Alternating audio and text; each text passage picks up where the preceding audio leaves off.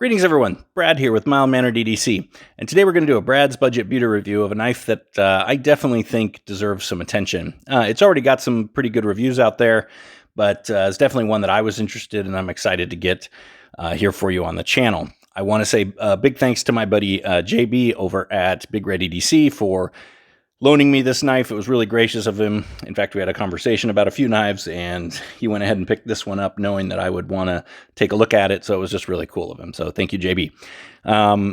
So, you know, when I do my budget beauties, generally I try to keep these as knives under $35. I feel like that $35 range and below really is budget for a lot of people. You start to get above that, you get sort of out of budget territory. Now, that said, this particular knife is above the $35 mark. In fact, this is a $45 knife, but that's okay. And the reason I'm saying that is it's got some really good materials on it and some other compelling components that I think justify it getting a Brad's Budget Beauty stamp of approval.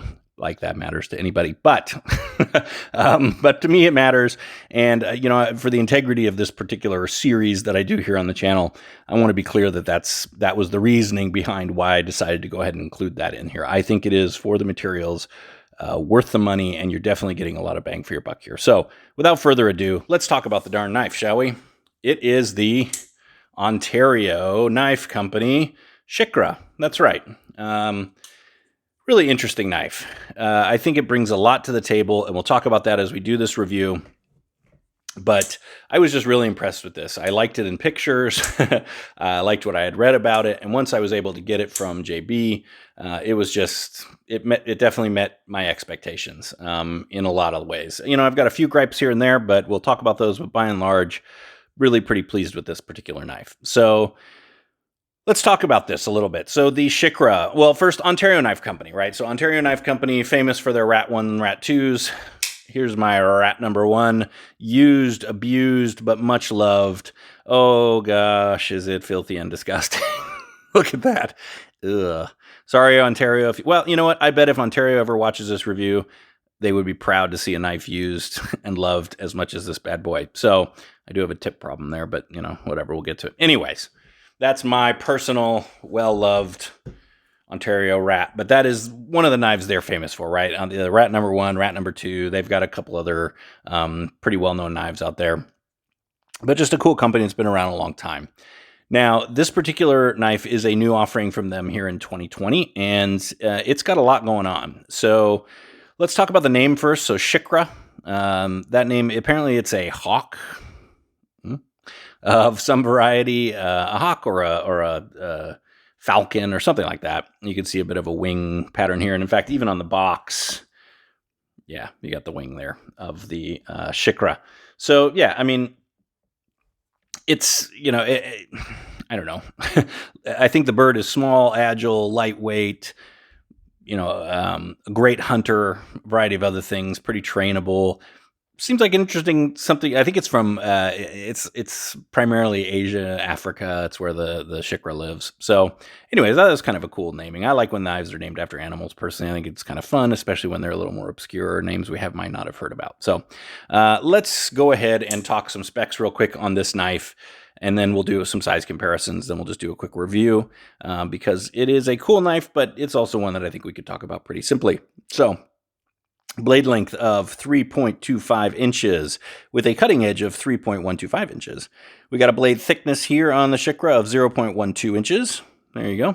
And that gives us a handle length of 4.25 inches, a handle thickness of 0.43 inches, and an overall tip to tail, this is very pointy, so be careful, of 7.4 inches, and a really nice weight of 2.35 ounces. So really lightweight. And we'll talk about kind of how they achieve that here in a minute. But yeah, very cool. So those are your specs on this particular knife. How about a few size comparisons? And let's start with, well, you know what the heck. Let me drag out this dirty old beauty back out. And there you go. Ontario Rat number 1 minus its tip. That's how that's sitting. How about another knife that it really reminds me of? And that is the Kershaw Atmos. Now, the Kershaw Atmos is a bit smaller, but not a ton smaller, but definitely in that same, ooh, sorry, a big old military chopper going over. Get to the chopper! Should have shut the window, I guess. But one of the things I really like about the Atmos is the materials, the fit and finish, the action, and that's shared by a lot of those qualities are shared a lot, I think, here in the Shikra. Ease of carry, etc., and just a fun action, like I said. So it really reminds me of the Kershaw Atmos, which I think is actually one of the best budget knives you can get. So it's definitely in my top 3. In fact, I do a video on that, so feel free to check that out. How about a Benchmade Bug Out? Another lightweight, great knife. There you go. So, those are some good size comparisons. I think you get a sense of what we're talking about here. It's definitely a medium-sized knife, but at a cost of $45, I think you're getting a lot here. So let's talk about the blade. So we've got here a blade on this knife made of Aus 8, okay, a spear point blade, Aus 8, a plain grind. It's in a stone-washed finish, black stone-washed finish. Nice swedge up here. You've got some jimping, some usable nice jimping. Very, very sharp right out of the box. I don't know how much JB may have used it or not before he sent it along to me, but it was still darn sharp when it got to me. Some minor blade markings here. You've got the 1889, obviously the established date for Ontario Knife Company. There you go. You've got China. This is a Chinese-made knife for those of you that care one way or another. And then you've got Shikra and Aus 8. So as I mentioned, you got an Aus 8 steel on here. So, when we talked about the Kershaw Atmos, HCR13, I mean, to get into these prices, could this have been a D2? Could it have been something else? It probably could have been. But again, when we talk about scale materials, you'll understand better why I think this was probably what they wanted to use to get to this price point. Now, Aus 8 is not a bad steel by any stretch. Is it a great steel or a super steel? No. I mean, it's a budget steel, but that's okay. And I think by and large, for the vast majority of people who use their knives on a daily basis, just like HCR, in my humble opinion, perfectly adequate. Takes an edge just fine. You could resharpen it, strop it up. There you go. No big deal. So doesn't bother me, but for those of you that it might bother, now you know. Again, mentioned it's got this nice swedge up here. I think it's just an attractive blade overall. They did pretty darn good with the grind. I give them pretty good marks.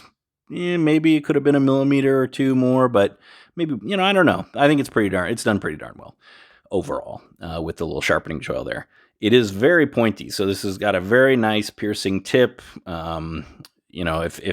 If that's something that you like to do as part of your daily EDC requirements, then I think that's definitely a blade, in a spear point. I mean, you'd kind of come to expect that. So there you go. I think the blade's quite nice. Let's talk about action.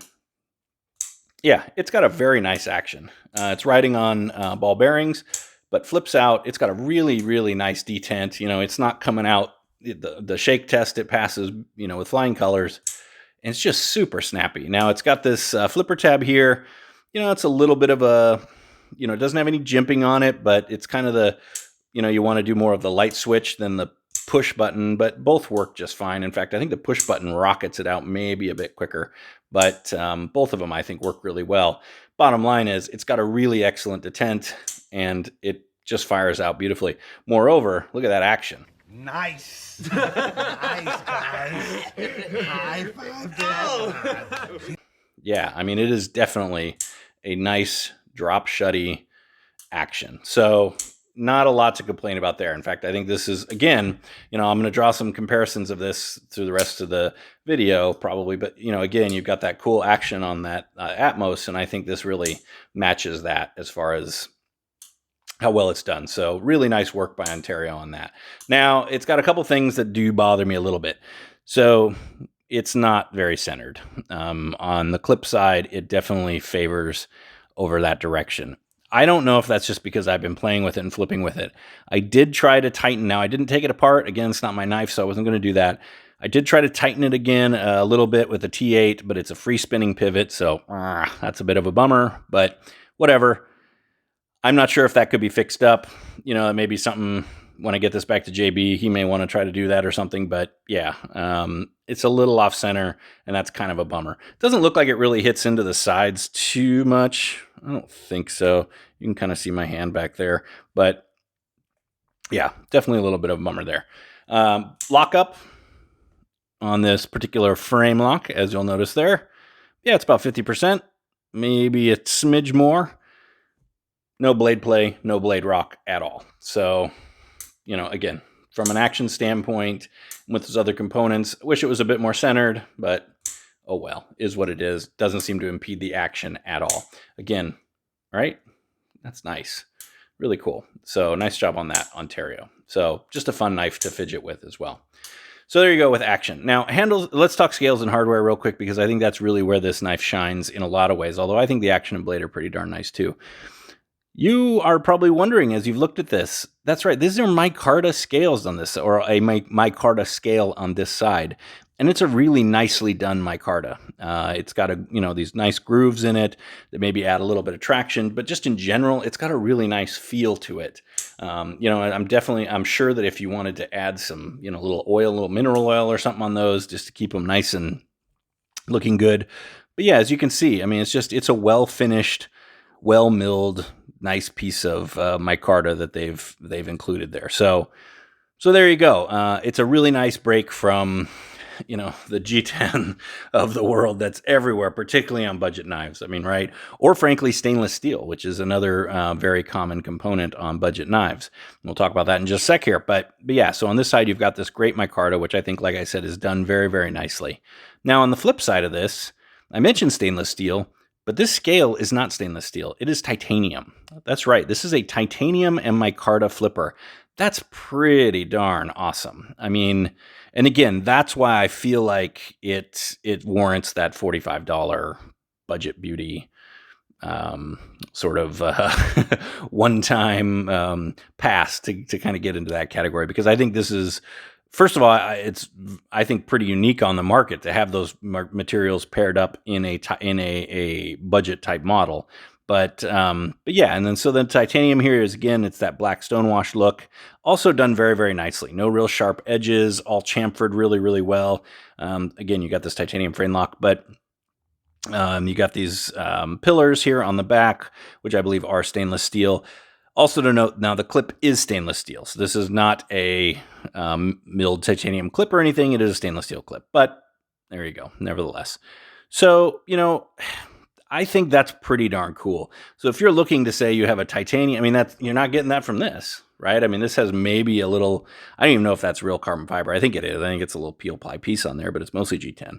No, this is a bit cheaper too, but still, I think that titanium, to get a titanium frame lock flipper with a micarta scale, yeah, for $45, that's just cool. That's just really cool. And you're not getting any kind of weird alphabet soup. You're getting OS 8, which is a perfectly adequate budget steel, I think.